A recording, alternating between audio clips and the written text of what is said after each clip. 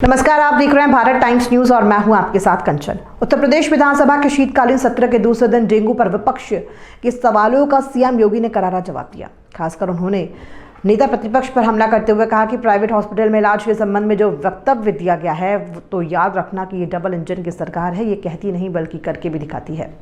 दरअसल नेता प्रतिपक्ष ने आरोप लगाया था कि सरकारी अस्पतालों में लोगों को डेंगू का इलाज नहीं मिल रहा है और लोग प्राइवेट अस्पतालों में इलाज के लिए मजबूर हैं। नेता प्रतिपक्ष और सपा विधायकों का सवालों का जवाब डिप्टी सीएम और हेल्थ मिनिस्टर ब्रजेश पाठक दे रहे थे।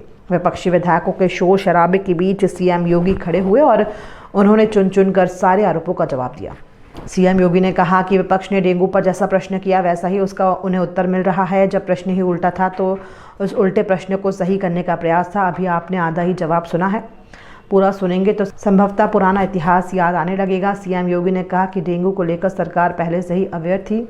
अंतर विभागीय समन्वय से संचारी रोग नियंत्रण के लिए सरकार ने गंभीर प्रयास किया है। आपने सिर्फ डेंगू की बात की है, लेकिन जब वेक्टर बॉर्न डिजीज की बात करते हैं तो उसमें डेंगू के साथ मलेरिया, चिकनगुनिया, कालाजार जैसी डिजीज़ भी आती है। सभी से संबंधित वेक्टर बॉर्न डिजीज़ हो या वाटर बॉर्न डिजीज़ हो, उनके उपचार के लिए सरकार के स्तर पर एक संबंधित प्रयास के माध्यम से ही संचारी रोग नियंत्रण के एक विशेष अभियान को वर्ष में 3 बार चलाया जाता है।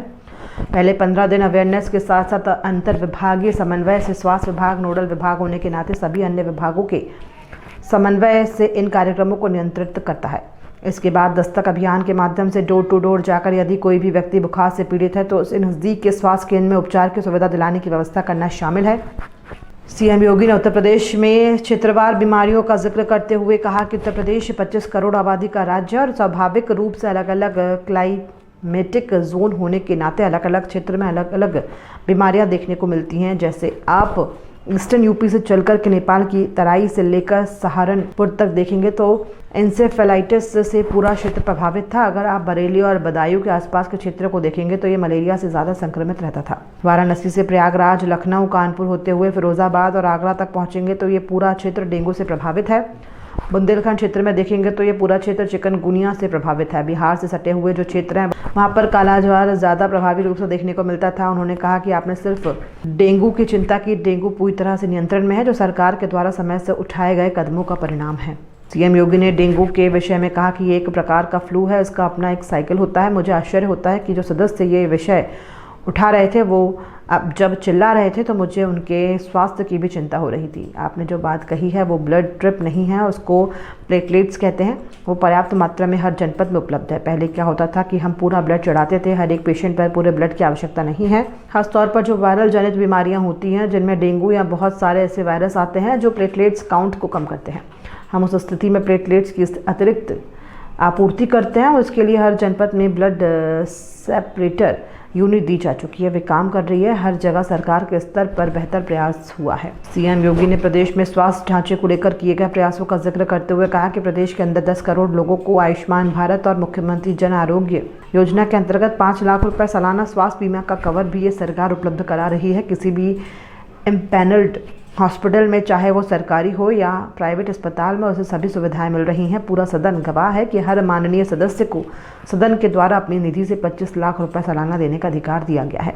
यही नहीं, मुख्यमंत्री राहत कोष से हम चेहरा देखकर पैसा नहीं देते हैं। कोई भी व्यक्ति आवेदन करता है, उसकी जाति, उसका मत और मजहब नहीं देखा जाता है। वो पीड़ित राज्य का नागरिक है और उसको प्रदेश में, देश में या दुनिया में कहीं भी स्वास्थ्य की अच्छी सुविधा मिलती है। तो मुख्यमंत्री राहत कोष से भी हम पैसा देने में हम कोई कोताही नहीं करते। तमाम माननीय सदस्य, चाहे वो विपक्ष में बैठे हुए हैं या फिर हर व्यक्ति, ये बात कह सकता है कि उनके प्रस्ताव आते हैं और बिना किसी भेदभाव के हमने उसके लिए भी धनराशि उपलब्ध कराई है। सीएम योगी ने अंत में फिर अखिलेश यादव व सपा पर हमला करते हुए कहा कि समस्या इस बात की नहीं है कि हम समस्या के समाधान की ओर जाएं। समस्या केवल हर मुद्दे की राजनीतिकरण करके समाज में अव्यवस्था पैदा करना है। लोगों में असंतोष पैदा करने का जो कुत्सित प्रयास किया जाता है वो तो कोरोना कालखंड में भी लोगों ने देख लिया था, जब आप लोगों को बहका रहे थे कि वैक्सीन मत लगवाना, ये तो मोदी वैक्सीन है। परिणाम क्या है? मोदी जी के शासनकाल में, उनके मार्गदर्शन में हमारे वैज्ञानिकों द्वारा बनाई गई दोनों वैक्सीन दुनिया की सबसे प्रभावी वैक्सीन है। उत्तर प्रदेश सरकार ने विधानसभा के शीतकालीन सत्र के दूसरे दिन बुधवार को वित्त वर्ष 2023-24 का अनुपूरक बजट पेश किया।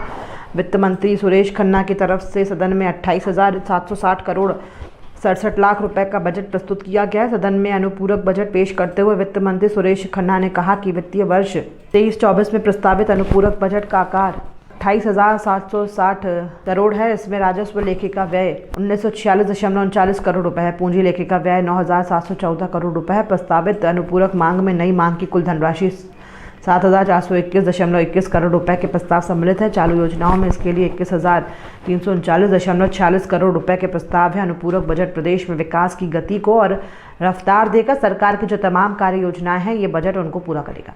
इस बीच समाजवादी पार्टी ने बजट का विरोध किया और बायकॉट